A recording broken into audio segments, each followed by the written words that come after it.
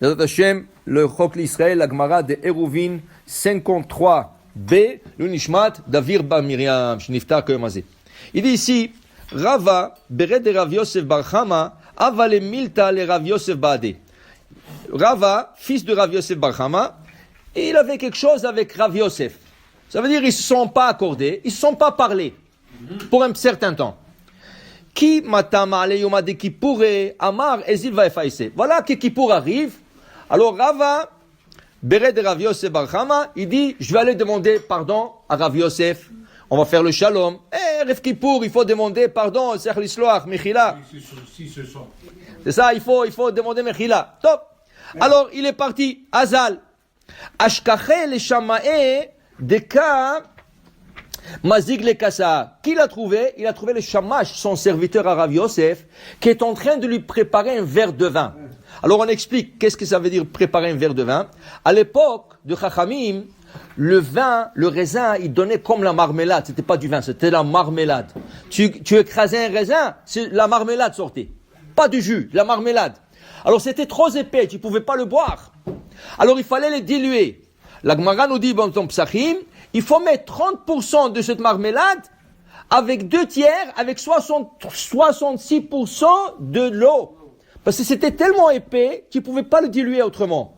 Aujourd'hui, le vin est tellement faible que si tu as moins que 51% de vin, okay, c'est de l'eau. La bracha devient shakol. C'est pour ça qu'on dit toujours, il faut faire attention, le vin, surtout maintenant Pesach arrive, il faut faire attention, le vin que tu achètes, ce soit du vin qui est kasher pour le Sfaradim. Les Ashkenaz, eux ils disent, si tu as 17% de vin et 83% de l'eau, ça marche. L'eau, sucre, n'importe quoi, ça marche. Et c'est comme ça en Israël. En Israël, le Badatz Yerushalayim, qui est la meilleure kashrut au monde, il suit cette opinion du Rama qui dit shishit, 17%. 17% du vin, tu peux ajouter après de l'eau comme tu veux. Le Maran, il a dit non. Moins que 51% rov. Rov, moins que 51%, c'est pas acceptable, c'est de shakol. Okay? Alors, aujourd'hui, les vins sont faibles. Mais à l'époque, le vin était tellement épais, le jus était tellement épais, il fallait le diluer. Et voilà que dans notre histoire, Rava, fils de Rav Yosef Bar Chama, il vient voir Rav Yosef. Il trouve le shamash en train de diluer le vin du rabbin. Amarle avli vimzege ana. Il dit, donne-moi le faire. Moi, je vais faire cette mitzvah. Je vais le diluer pour le rabbin, pour Rav Yosef. Comme ça, aussi, ça va être une raison aussi pour faire le shalom. Amzege, il a masgué, il a préparé. Kedeta'ame. Maintenant, Rav Yosef l'a pas vu. Quand Rav Yosef, il a goûté le vin, Amar, il a dit, Dami haimeziga limziga de Rava beret de Rav Yosef Bar Chama. Waouh!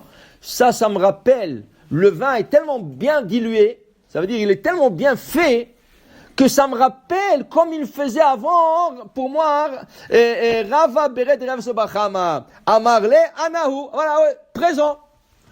Il lui a dit je suis là. Amarle Lotiti Vakarer. Il lui a dit je t'interdis de t'asseoir. Ad demfarash li hanekerai. J'ai un verset où j'ai de la difficulté à expliquer. Si tu veux t'asseoir, tu vas m'expliquer ce verset et après tu peux t'asseoir. Quel verset il voulait? Maïdirtiv. Que veut dire Umimidbar Matana? Am Israël, ils ont voyagé du désert au Matana. Est-ce qu'on Matana, un cadeau? En hébreu, Matana, c'est cadeau. Matana, Umimidbar, la Torah dit comme ça, Parashat Mas'e. Umimidbar, du désert, ils ont voyagé Matana. Moi, c'est Matana. Comment tu voyages Matana? Matana, c'est un cadeau. Amarle, alors je vais vous expliquer Rabbi. Rav Yosef, je vais vous expliquer. Amarle, Madame Asim Atzmo Kamidbar, Ze, Shakol Dashimbo, Torah, Nitna Lo Bematana. Si une personne se fait comme un désert, et le désert, qu'est-ce qu'il y a dedans? Rien que du sable. Et qu'est-ce qui arrive à ce sable? Les gens qui marchent dans le désert piétinent sur le sable. Si une personne se fait comme le désert, que tout le monde piétine sur lui, et lui il ne dit rien, il aura matana, il aura un cadeau d'Hachem. Quel est ce cadeau? La Torah. Hachem va lui donner à comprendre des passages de Torah qui a de la difficulté à comprendre, Et lui, il aura ce. Pourquoi la Anava? Et c'est pour ça qu'on dit, Moshe Kibel Torah mi Sinaï. Moshe a accepté la Torah du Sinaï. Qu'est-ce que c'est mi Sinaï? Il fallait dire Moshe Kibel Torah be Sinaï. Il a reçu sur le mont Sinaï, pas de Sinaï. C'est pas le Sinaï qui lui a donné. Non. Moshe Kibel Torah mi Sinaï. Moshe, il a vu. Moshe Rabbeinu a vu. Regarde le Har Sinaï. Quand Dieu voulait donner la Torah, il voulait choisir une montagne. Qui est venu? On dit que toutes les montagnes du monde sont déplacées. Les Everest, les Alpes, toutes les montagnes, ils sont venus. Moi, je veux que la Torah soit donnée sur moi. Les Everest, les plus hauts, ils ont dit, nous on veut. Alors je dis non, justement, il a choisi Sinaï. Pourquoi Sinaï? Parce que c'est la plus petite montagne de l'époque. Alors Hachem a dit, parce qu'il est humble, cette montagne est humble. Et ça, à la Anava. Alors je l'ai choisi. Alors Moshe, il a vu que la Anava est tellement grand aux yeux de Dieu pour donner la Torah. Alors Kibel Torah, comment il a eu le mérite d'avoir la Torah de Dieu? Mi Sinaï, quand il s'est fait comme le Sinaï petit. Et la Torah dit, Va'ish Moshe anav me'od mikol adam. Et l'homme Moshe était humble de toute personne sur terre. Il raconte une fois, il y avait un curé, okay? Et tout le monde parlait de ce curé, qu'on n'a jamais vu l'humilité d'un homme comme ce curé. La Anava, un homme effacé. C'était à l'époque du Maïmonide. Et le Maïmonide disait, c'est pas possible. Comment j'ai pas entendu cette personne? Il fallait que je l'aille voir. Il est parti le voir, le Maïmonide. Il est parti le voir. Il a commencé à parler avec lui. Tout de suite, il a vu, va borek en bomaim. C'est un puits sans eau. Alors il lui a dit, écoutez, moi j'ai une question à vous poser. Il dit, Bechavod, oui, monsieur le rabbin, avec toute, si j'arrive à vous répondre, je sais pas. Il s'est fait très humble.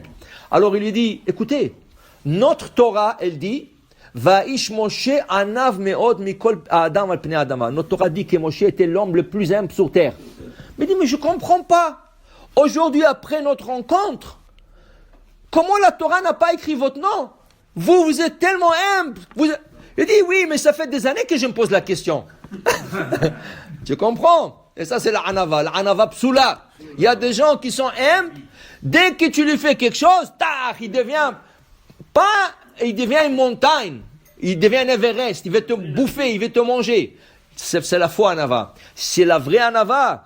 Tu as le sroud d'étudier la Torah. Akosh Baruch Hu, imasi madam atzmo kamidbar, zoché le matana, ve matana nachaliel. De matana, ils ont voyagé à Nachaliel, Nachaluel. Shenemar, ve kivan shenachaluel, ole likdula, et cette personne monte en grandeur, Shenemar, ou menachaliel bamot. Ve'i magis libo, ici, la personne est arrogante. C'est ça? Akadosh Baruch Hu mashpilo, Akadosh Baruch Hu le baisse. Ken? Shenemar, ou mi bamot hagay. Vim choser bo, mais si cette personne arrogante, elle fait tchouva, Akadosh Baruch Hu magbio, shenemar kol gei nase, la petite montagne deviendra grand. Pour dire qu'une personne doit avoir cette qualité de anava. Okay? La qualité, ça tu trouves. Il y avait un rave en Israël, il s'appelait Rabbi Tzion Abba Shaul.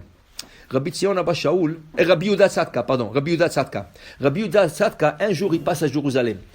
Et il y avait un peu comme ça, la pluie un peu. Il y avait un chauffeur d'autobus. Et il te crie, Yehuda, botenakel itashmasha. Viens nettoyer la vitre de l'autobus. Viens nettoyer. Alors lui, il est parti. Il avait un petit mouchoir avec lui. Il a commencé. Le chauffeur d'autobus a vu ça. Il a commencé. Non, Mechilak, Vodarav, pas vous.